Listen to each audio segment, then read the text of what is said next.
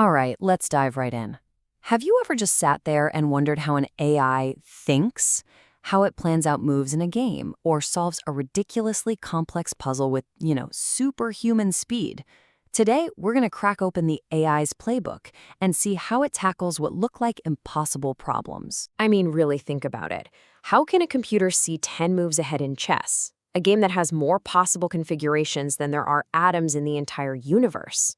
Or how can it just instantly nail a Sudoku puzzle that might take one of us hours? It feels like some kind of magic, right? But it's not. It's all about a set of brilliant logical strategies. And it all starts with understanding the two basic kinds of puzzles an AI has to solve. So when you get right down to it, AI strategy really boils down to two types of challenges. Is it fighting an opponent who's actively fighting back, like in a game of chess? Or is it fighting the puzzle itself, just a fixed set of rules it has to follow, like in a Sudoku? The approach for each one is completely different. So here's our game plan for this explainer. We'll kick things off with the AI's strategic mind when it's in a competition. Then we'll look at how it plays to win using something called the minimax algorithm and a really clever shortcut called pruning. After that, we're going to switch gears and talk about puzzles with constraints. And finally, we'll connect the dots and see how all this stuff actually applies in the real world. Okay, first up, AI's strategic mind. Let's get a handle on the playing field when an AI is facing an actual opponent. The main idea here is something called adversarial search, and it's designed for exactly this kind of situation, a competitive environment where your goals are the total opposite of your opponent's goals. The AI doesn't just have to find a solution, it has to anticipate every single possible countermove to find a path to a win. So, how does an AI actually play to win? We're going to focus on a very specific kind of fight, the zero-sum game. And this is a really, really important distinction to make. If you're just looking for a route on a map, the world isn't fighting back. It's stack. But in a game, you've got someone on the other side actively trying to make you lose. That changes everything. The AI isn't just looking for one path. It has to come up with a whole strategy to counter every single thing an opponent might throw at it. Okay, so this brings us to the first major tool in the AI's toolkit. It's called the minimax game plan, and it's all about calculating that one perfect move. The minimax algorithm is a really powerful way to find the absolute best move. It's recursive, which just means it keeps digging deeper and deeper into the game.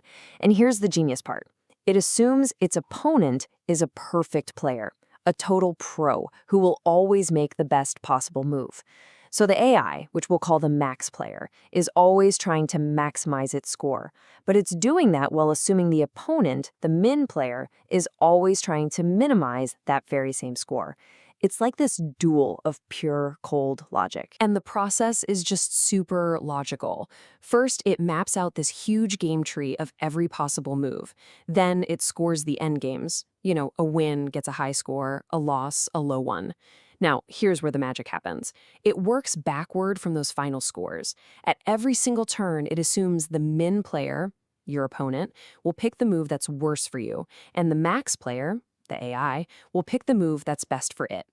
By tracing that logic all the way back to the current move, it finds the one path that guarantees the best possible result, no matter what the opponent does. But there's always a but, right? Here's the catch. The number of game states it has to check just explodes exponentially the deeper it looks.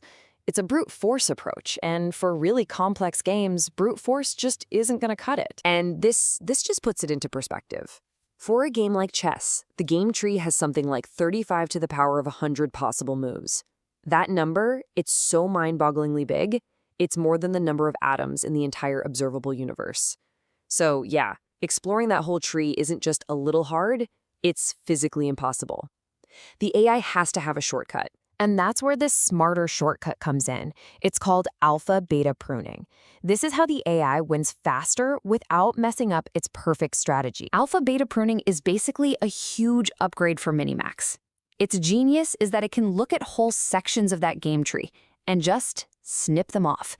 It prunes away entire branches that it knows with 100% certainty are irrelevant to the final decision.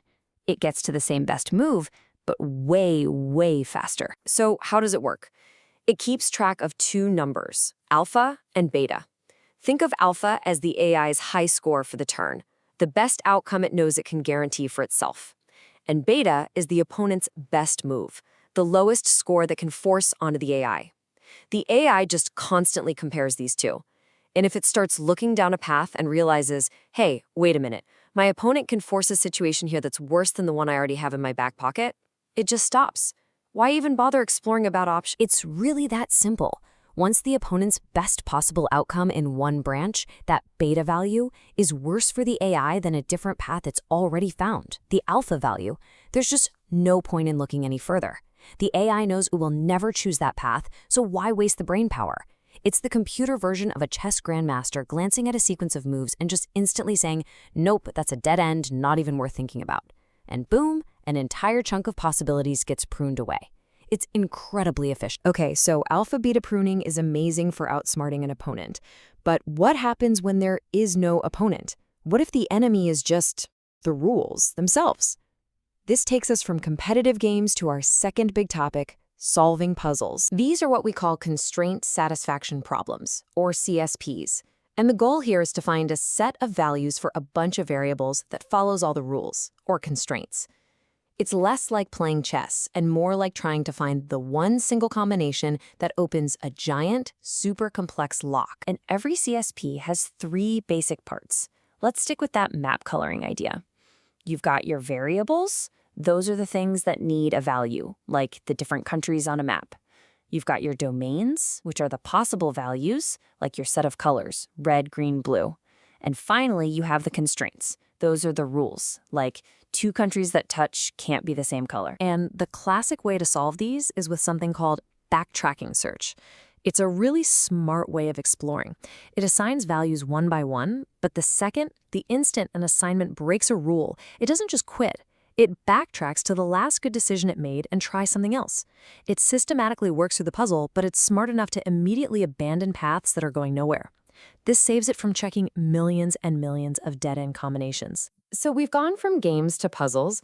Why does any of this actually matter in the real world? Because the logic we just talked about, that CSP logic, it's the engine that solves some of the world's most massive logistical problems.